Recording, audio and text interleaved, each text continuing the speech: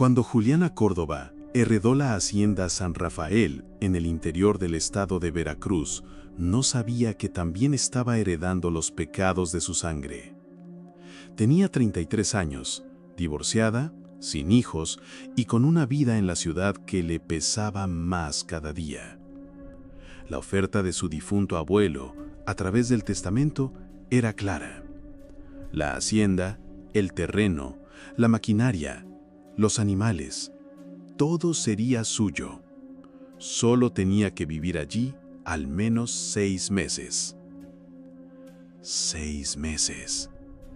¿Qué podía pasar en tan poco tiempo? Lo que nadie le había contado era que San Rafael guardaba secretos tan viejos como la tierra misma. Secretos que sisean con el viento entre los maizales. Secretos que no duermen. Secretos que susurran. Juliana llegó a la hacienda en una camioneta alquilada.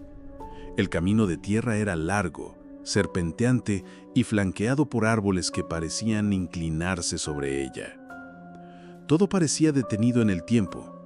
La casa principal de madera oscura, el molino viejo, el pozo con su cuerda podrida, los corrales vacíos.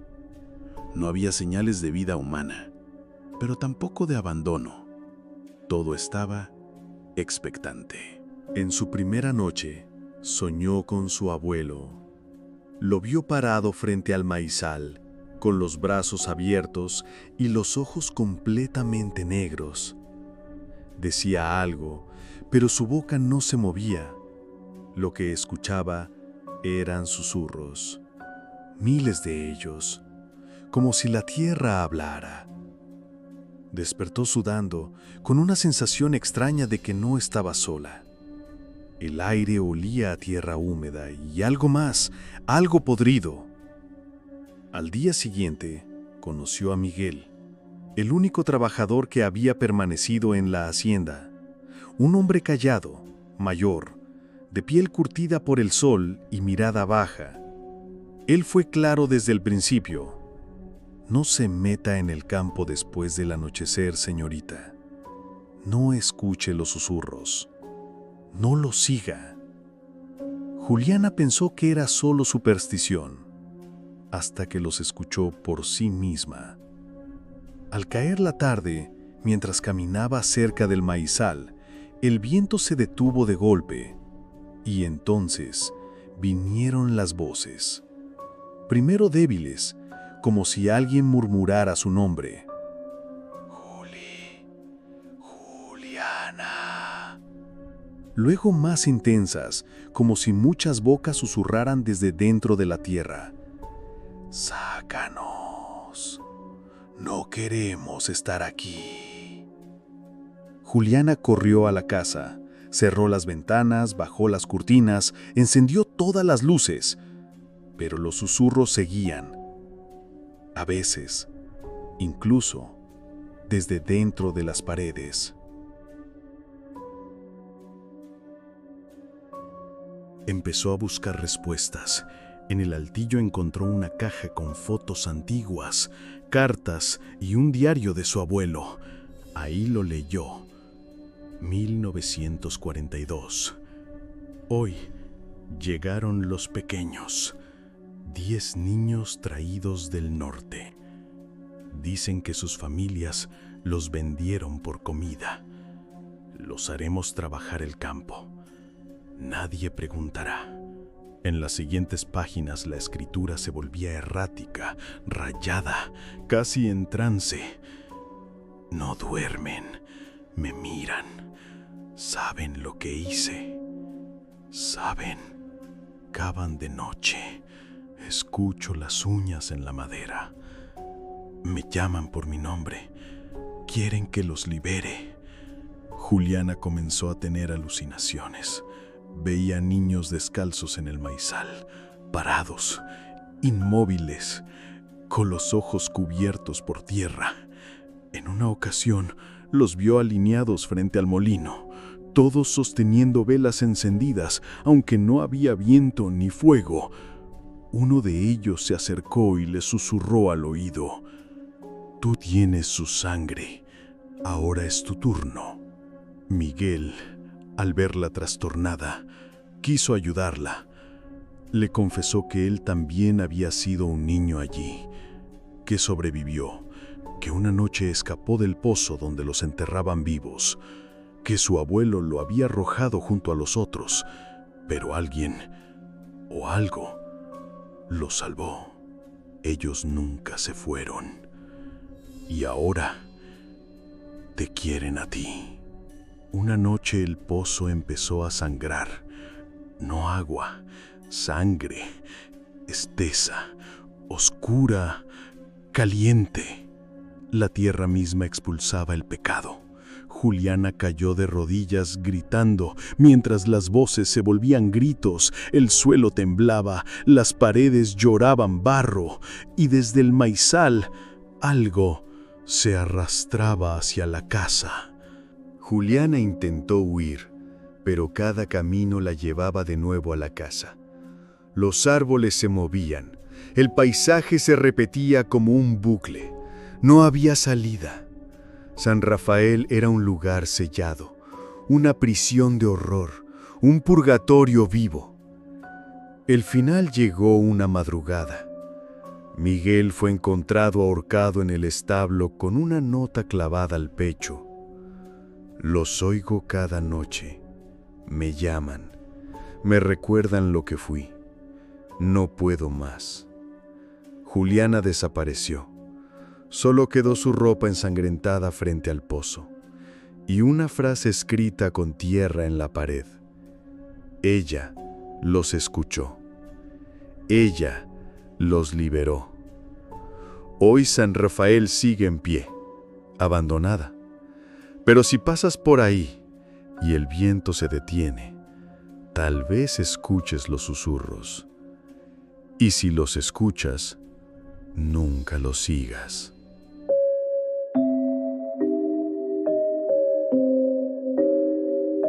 A veces, el silencio es lo más ruidoso que uno puede escuchar.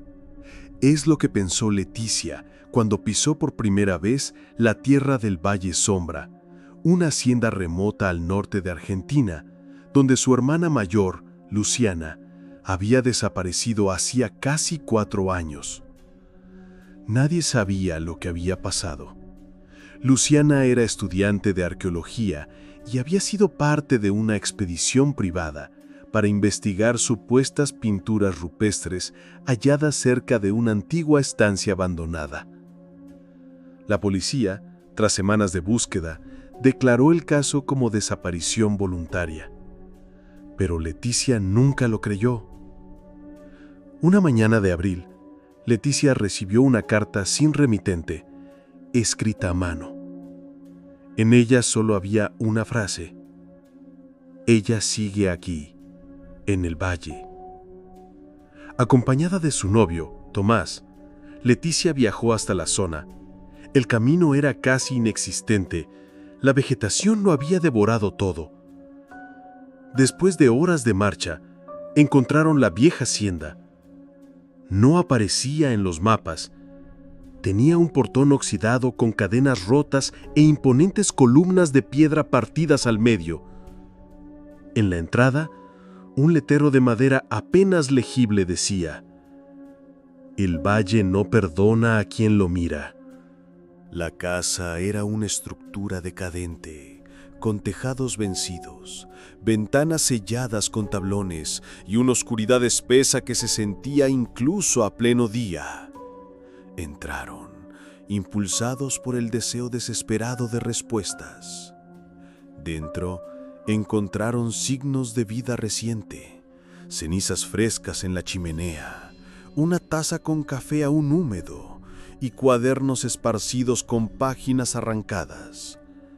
Leticia notó que las paredes estaban cubiertas con dibujos grotescos, siluetas humanas sin rostro.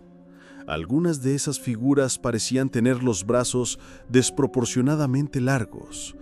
Otras estaban de rodillas, con las manos cubriéndose el rostro, como si lloraran. Pero no había lágrimas, solo vacío. Al caer la noche, comenzaron los susurros. No eran palabras, eran lamentos, respiraciones entrecortadas, ruidos de pisadas en el techo y luego dentro de la casa. Cuando encendieron la linterna no vieron a nadie, pero el espejo del pasillo reflejaba algo que no estaba allí. Una figura alta, sin rostro, con un vestido blanco sucio. Leticia gritó. Tomás apuntó con la luz. El pasillo estaba vacío. A la mañana siguiente, encontraron un cuarto en el sótano, cerrado con múltiples candados oxidados. Leticia lo abrió. Dentro, un solo objeto, un vestido blanco colgado en un gancho. Bajo él, un espejo rajado. En la superficie del espejo, escrito con sangre seca: «Ella me quitó el rostro. Ahora soy parte del valle». Tomás quería irse. Leticia no. Algo la atraía. La casa parecía murmurarle cosas, frases incompletas. ¿Quieres verla? Ella está aquí. Te espera. Esa noche Leticia soñó con Luciana. Estaba parada en el campo, bajo la luz de la luna, rodeada de personas sin cara. Su hermana extendía los brazos, pero en lugar de hablar, empezó a arrancarse la piel de la cara, capa por capa, hasta que no quedó nada, solo hueso, solo silencio. Al despertar, Leticia tenía tierra en las uñas, como si hubiera estado cavando. Tomás no estaba. La puerta principal estaba abierta. Salió corriendo al campo y ahí, entre los matorrales, lo vio.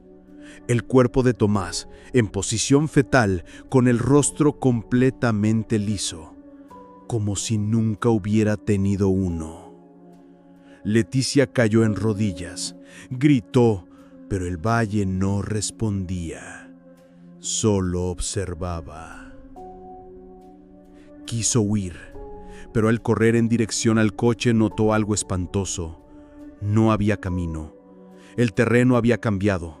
El paisaje era un círculo perfecto de árboles altos e idénticos. Estaba atrapada. Los días se volvieron difusos. El tiempo no existía. Leticia comenzó a escuchar voces en la cabeza. Voces que decían: «Devuélvenos la cara, devuélvenos la cara». Su reflejo comenzó a desvanecerse. Primero eran los ojos, luego la nariz, finalmente la boca. El espejo ya no la reconocía. El valle la estaba reclamando.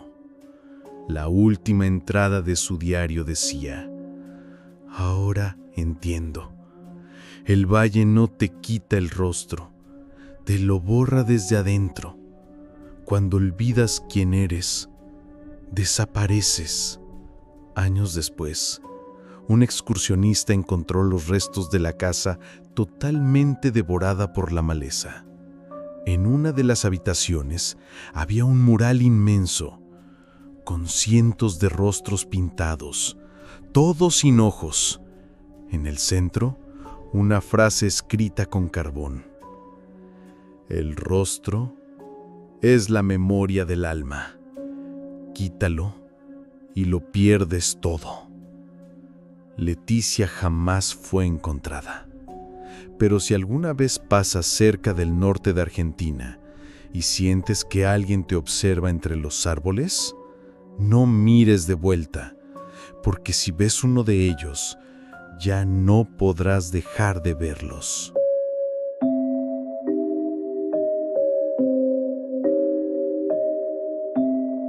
Cuando Andrés Morales regresó a la finca a la sombra del sauce, en el campo profundo de Uruguay, lo hizo con la intención de escapar de la ciudad, del ruido, de la presión.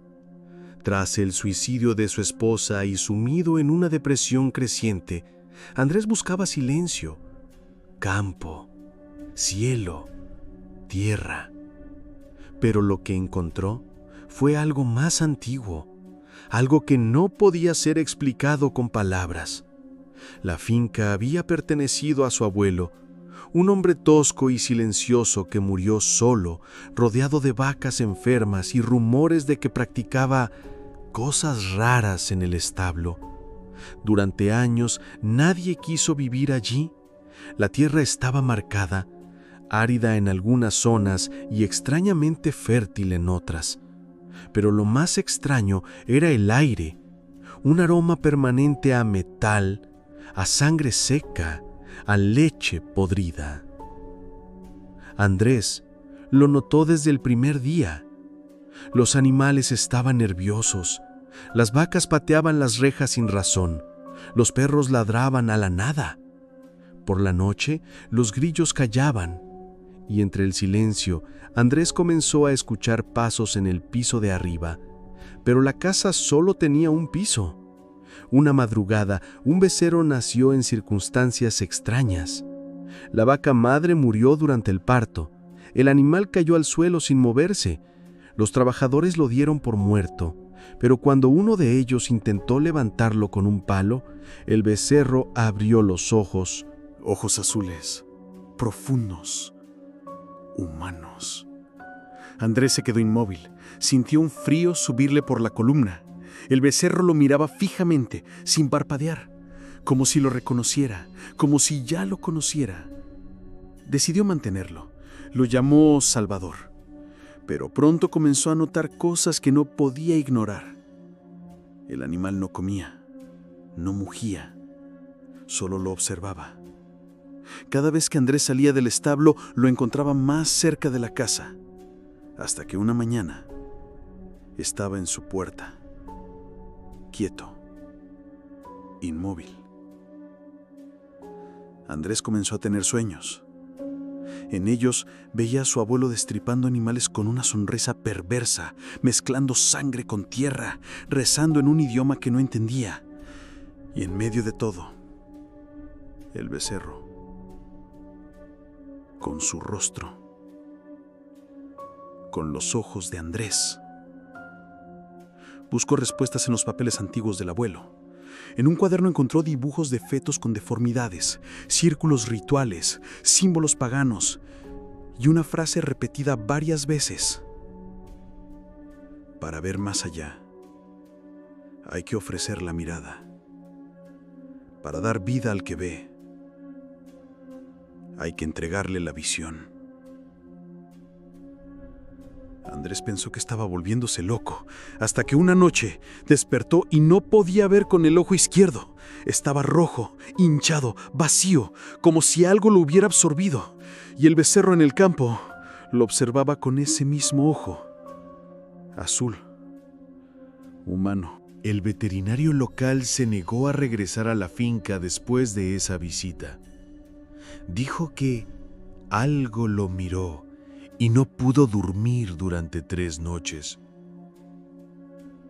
Andrés comenzó a ver al becerro en todas partes, en el reflejo del agua, en los espejos, en la ventana, incluso en sus pensamientos. Se volvió paranoico. Comenzó a creer que Salvador era la reencarnación de su abuelo, o algo peor, un conducto, una criatura nacida de la culpa, de la sangre, de un pacto. La voz de su esposa muerta comenzó a hablarle durante la noche. Le decía: «Te está mirando, porque ya no tienes rostro. Solo él lo tiene ahora».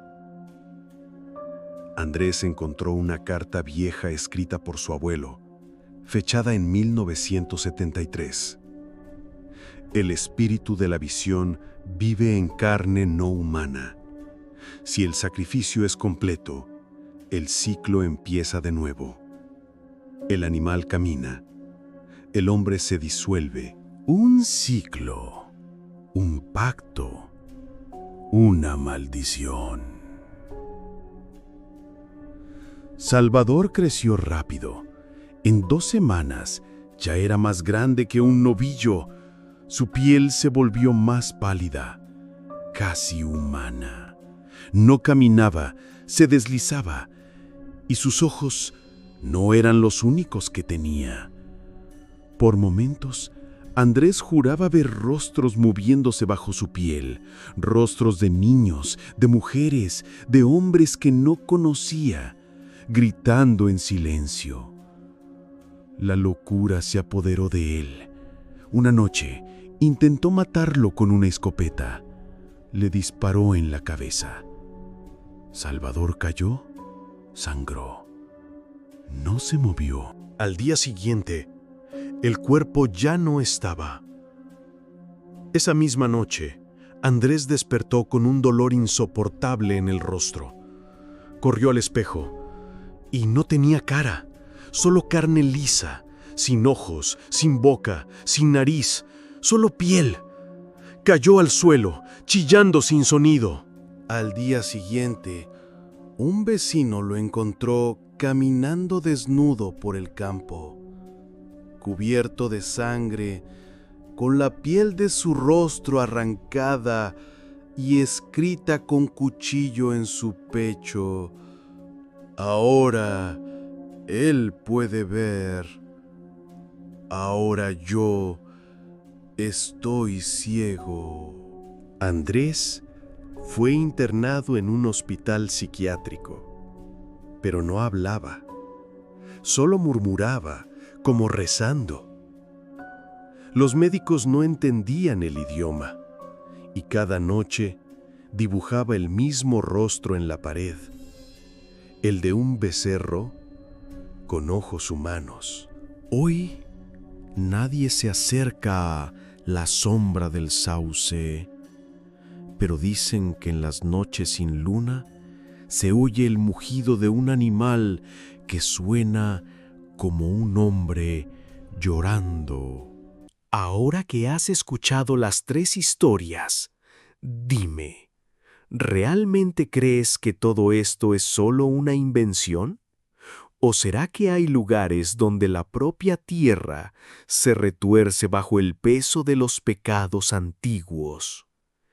Comenta aquí abajo cuál de estas historias te dejó más perturbado, y si conoces alguna granja extraña, tal vez sea mejor no volver allí. Suscríbete al canal y recuerda, si algún día escuchas susurros en el campo o ves una criatura que no debería existir, no mires a sus ojos.